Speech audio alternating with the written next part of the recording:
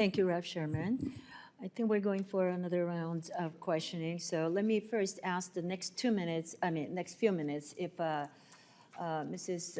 Dezenski and Dr. Norris could answer the question of if you can assess the economic vulnerabilities of the United States to China, and what should the United States do to take more active steps to limit those vulnerabilities? And if so, what policies can you recommend? Thank you. I would point out a couple of major vulnerabilities, one which I mentioned, which is the dependency of the U.S. defense industrial base on Chinese parts and Chinese technology. I think that's something that is untenable for us and needs to get rectified. How do we do that? We have to look deep within those supply chains to understand where to pull out that vulnerability and either bring production home or transfer that to allies and partners through some sort of ally shoring. There are critical dependencies on Chinese magnets, certainly on critical minerals coming from China.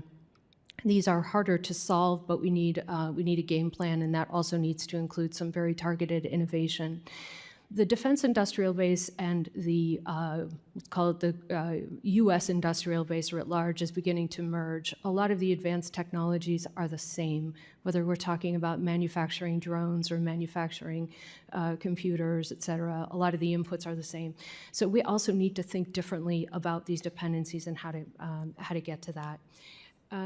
In terms of what else we can be doing to highlight those vulnerabilities, this is where we need a lot more of that trade analysis and economic analysis that I highlight in the testimony. We need to have an all-of-government understanding of where these vulnerabilities are and then start applying the tools to call out where, for example, Chinese economic coercion may be stealing innovation from the U.S. and forcing us to fall further behind.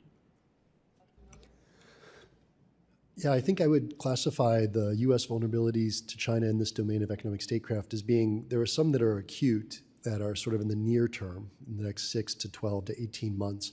And then there's another set that are longer term, this idea of creating alternative orders that exclude the United States or have an alternative center of gravity.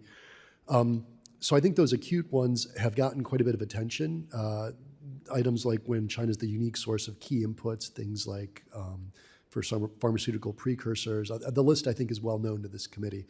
And what to do about that, I think the thing I like to do about this is stockpile if your competitor is subsidizing. I like buying at below market prices, and I'd like to buy a lot of it if it's something I feel like I need for a rainy day. Diversifying to partners and allies. When you have complementarity that exists among trusted partners and allies, China has a scale that's going to be, in certain areas, difficult for the United States to match unilaterally. And that's where I think partners and allies could really benefit the United States. And then, of course, bringing it in-house. And some of this is going to be able to be brought in-house, particularly if you're concerned about security externalities and if there's very clear reasons to be worried about stuff. But I do want to couch my remarks in a broader concept that the US and the Chinese economies are the world's single largest two economies. And 30 trillion and 18 trillion, there's a big gap before you get to number 3. These two are deeply integrated today. And there's a small portion of that integration that has direct national security ramifications, and that's what we should really be focusing on, particularly in the acute time frame. In the bigger time frame, if there's a real desire to decouple, that's another sort of conversation, another strategy.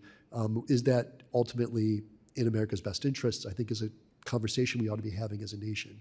I don't necessarily have the right answer for you this morning on that. Thank you, very helpful. Let me now ask the ranking member to ask questions. Great, thank you.